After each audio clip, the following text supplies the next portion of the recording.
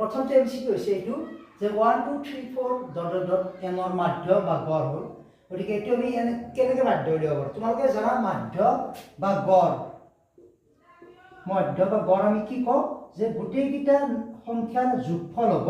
Divided বাই যিমানটা পদ থাকে সেইটোৰে ডিভাইড হ'ব গতিকে ইয়াতে আমাক চোৱা 1 ৰ পৰা n লৈকে প্লাছ 1 2 3 4 ডট ডট এইকেইটা আমাৰ পদ আছে গতিকে ইয়ালৈকে প্লাছ কৰিলোঁ ডিভাইডেড বাই যিমানটা সংখ্যা আছে গতিকে ইয়াত nটা নাম্বাৰ আছে nৰে ডিভাইড হ'ব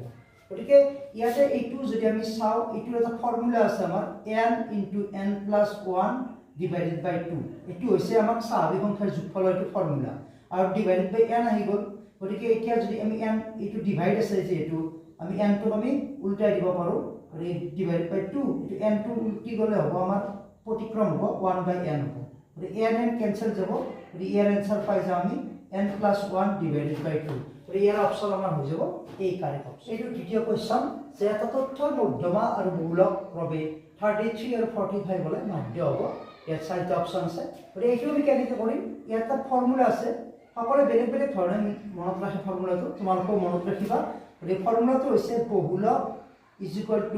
3 * মধ্যমা - 2 * মাধ্য গতিকে এইটো হৈ গ'ল তোমালোকৰ ফৰ্মুলাটো গতিকে এইটো তোমালোকৰ মাধ্যটো যদি এইফালে প্লাছ হৈ যাব এইটো নিজা নিজা কথা কৰিব পাৰা গতিকে ইয়াত আমি ভেলুবিলাক বহাই দিম মধ্যমাৰ ভেলু আছে ইয়াতে আমাৰ 33 আৰু আমাৰ বহুলকৰ ভেলু আছে 45 আৰু মাধ্যৰ ভেলু নাই গতিকে আমি মাধ্যটো আমি x বুলি লৈ ল'লো গতিকে এইটো হৈ গ'ল 45 আৰু 33 * 3 99 - 2x টো এইফালে লৈ আহা গতিকে 99 - 45 হ'ব গতিকে এইটো মাইনাছ কৰিলে 54 হ'ব গতিকে 2x = 54 গতিকে x = 2 ৰে ডিভাইড 27 গতিকে ইয়াৰ অপচন হৈ যাব সি এবাৰ আমি থাৰ্ড কোৱেশ্চন আছে এইটো যে ঊৰ্ধ্বক্ৰমত সজোৱা তথ্যৰাজিৰ মধ্যমা 35 হলে x ৰ মান মানে এই তথ্য কেতিয়া দিছে 25 30 x + 30 35 + x 40 + x এইকেইটাৰ মধ্যমা 35 দিয়া আছে x ৰ ভেলু গতিকে তোমালোকে মনত ৰাখিবা যে মধ্যমা কি বস্তু যে মধ্যমা আমি কেনেকৈ উলিয়াম তথ্যৰ পৰা যে যদি তথ্যটো অযুগ্ম সংখ্যক থাকে মানে ইয়াত কেইটা আছে 1 2 3 4 5টা অযুগ্ম সংখ্যক তেতিয়াহ'লে যিটো মিডল টাৰ্ম সেইটো ইয়াত মধ্যমা হৈ যাব কিন্তু যদি যুগ্ম সংখ্যক থাকে তেতিয়াহ'লে মিডল টাৰ্ম তোমালোকে এটা নাপাবা দুটা পাবা তেন্তে সেই দুটা প্লাছ কৰি 2 ৰে ডিভাইড কৰিলে আমাৰ মধ্যমাটো হৈ যাব যেহেতু ইয়াত এটাই আছে গতিকে মধ্যমা মিডল টাৰ্ম আছে x + 30 গতিকে ইয়াৰ ভেলু আমাক কৈ দিছে 35 ৰ সমান গতিকে এইটো কুৱেশ্যনটো দিয়া আছে গতিকে x = একেবাৰে ইজি 30 টো সেইফালে গ'লে মাইনাছ হ'ব 35 ৰ পৰা 30 গ'লে 5 গতিকে ইয়াৰ অপচন হৈ যাব বি অপচন শ্ৰেণী অন্তৰৰ নিম্ন সীমা 15.5 আৰু শ্ৰেণী সূচক 18 হ'লে ইয়াৰ উচ্চ সীমাটো কি হ'ব গতিকে তোমালোকে জানা যে শ্ৰেণী অন্তৰৰ কিছুমান কেনেকুৱা থাকে যে 10 to 20 20 to 30 এনেকুৱা শ্ৰেণী অন্তৰ থাকে ইয়াৰ এইটো নিম্ন সীমা বুলি কয় এইটো উচ্চ সীমা বুলি কয় গতিকে ইয়াৰ শ্ৰেণী সূচক যিটো আছে এই শ্ৰেণী সূচকটো আমি কেনেকৈ উলিয়াও যে উচ্চ সীমা আৰু নিম্ন সীমা দুটা প্লাছ কৰিব লাগে গতিকে ইয়াতে নিম্ন সীমা আছে 15.5 প্লাছ উচ্চ সীমাটো যেহেতু নাই আমি ইয়াত x ধৰিলোঁ আৰু দুটা প্লাছ কৰি ডিভাইড বাই 2 কৰিব লাগে তেতিয়া আমি শ্ৰেণী সূচকটো পাই যাওঁ গতিকে ইয়াতে শ্ৰেণী সূচকটো আমাৰ দিয়া আছে 18 গতিকে ইয়াত বহাই দিয়া ইয়াত 15.5 প্লাছ x ডিভাইডেড বাই 2 এতিয়া যদি আমি ক্ৰছ মাল্টিপ্লাই কৰোঁ গতিকে 15.5 প্লাছ x = 18 * 2 36 হ'ব গতিকে ইয়াত x = 36 - 15.5 আমি যে মাইনাছ কৰি দিওঁ কেনেকৈ মাইনাছ কৰিম 36.0 15.5 গতিকে 10 পৰা 5 গ'লে 5 ইয়াত থাকিল 5 5 5 গ'লে 0 3 কৰি দিওঁ গতিকে আমাৰ এইটো এনসাৰ হৈ যাব 20.5 গতিকে অপচন আমাৰ আছে 20.5 ডি অপচন ইয়াত ডি অপচন আছে x + 6 x + 9 আৰু x + 2 এবৰ গড় 10 হয় তেন্তে x ৰ মান হ'ব ইয়াত চাৰিটা অপচন আছে গতিকে গড়ৰ মাধ্য মই অলপ আগতে কৈছিলোঁ তোমালোকক যে যিমানকেইটা পদ হয় সেইকেইটা আমি প্লাছ কৰিব লাগিব গতিকে ইয়াত আমাৰ যিকেইটা পদ আছে তোমালোকে প্ৰথম প্লাছ কৰি দিয়া ইয়াত তাৰপিছত কিমানটা পদ আছে সেই নাম্বাৰটোৰে হৰণ গতিকে ইয়াত পদ আছে 1 2 3 4 5টা গতিকে ইয়াত 5 ৰে হৰণ হ'ব ইকুৱেল ইয়াত ভেলু দি দিছে আমাক 10 গতিকে ইয়াত যদি প্লাছ কৰা এতিয়া x কেইটা আছে 1 2 3 4 5টা গতিকে 5x হ'ল আৰু বাকি নাম্বাৰ প্লাছ কৰা 3 + 6 9 9 9 18 18 + 12 30 divided by 5 is equal to 10 থাকিল গতিকে 5x প্লাস 30 ক্রস মাল্টিপ্লাই কৰিলে 5 into 10 50 হ'ব ইয়াতে 5x ইজ ইকুয়াল টু 50 ৰ পৰা 30 গলে 20 গতিকে x ৰ ভ্যালু হৈ যাব 4 গতিকে ইয়াতে অপচন আছে আমাৰ d খালি x1 x2 x3 dot dot xn এই পৰ্যবেক্ষণৰ মাধ্য x বার হয় তেন্তে x1 + x2 + x3 + a কমা হ'ব লাগিছিল কমা ডট ডট xn + a এর মাধ্য হ'ব এই চাৰিটা অপচন এইটো আমি কেনেকৈ কৰিম যে প্ৰথম কথা হৈছে ইয়াতে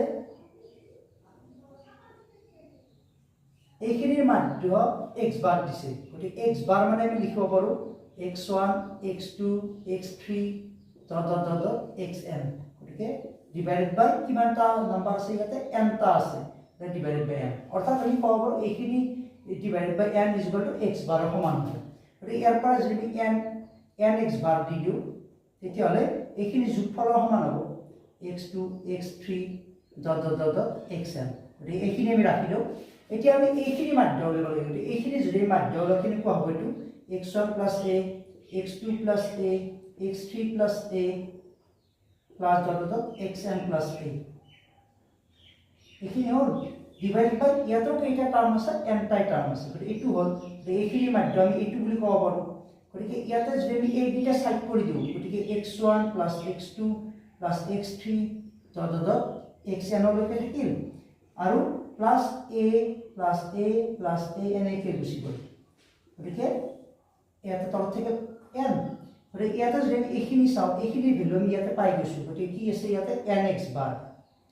প্লাস এইখিনি a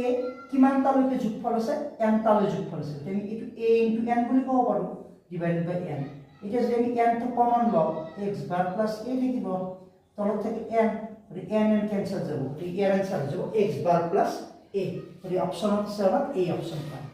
এইটো এটা ইম্পৰ্টেন্ট কোৱেশ্চন যে n সংখ্যক স্বাভাৱিক অযুগ্ম সংখ্যাৰ মাধ্য n² / 81 হলে n ৰ ভ্যালু হ'ব এইটা গতিকে তোমালোকে এইটো মনত ৰাখিবা যে n টা অযুগ্ম সংখ্যাৰ যেটো যোগফল n টা অযুগ্ম সংখ্যাৰ যোগফল মই লাইনটো লিখা নাই গতিকে তোমালোকে এইটো মনত ৰাখিবা n² ৰ ইকুৱেল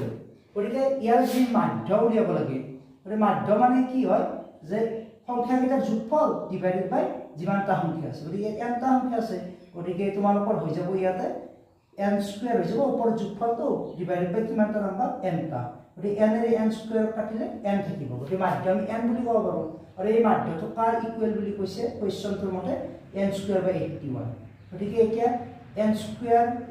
= বজ্ৰকৰণ কৰিলে আমাৰ 81n হ'ব গতিকে আমি এতিয়া n² আমি কি কৰিব পাৰো n * n লিখিব পাৰো এফালে 81 * n আহি গ'ল ইয়াতে n ক্যান্সেল কৰি দিয়া গতিকে n ৰ ভ্যালু পাই যাবা তোমালোকে 81 ৰিয়েল অপচন হৈ যাব পাৰে এই অপচন আজি তোমালোকৰ ভিডিওটোত মই বেছি কোৱেশ্চন দিয়া নাই বেছি দীঘলীয়া কৰা নাই গতিকে 7টা কোৱেশ্চন দিছিলো আমাৰ পৰিসংখ্যা যিটো চেপ্টাৰ আছে তোমালোকৰ এইটোৰ পৰা গতিকে তোমালোকে যদি ভাল পাইছা লাইক শেয়াৰ কমেন্ট কৰিবা আৰু যদি মোৰ চেনেলটো চাব বিচাৰা তোমালোকে তেতিয়াহ'লে সাবস্ক্ৰাইব কৰি দিবা আজিলৈ নমস্কাৰ।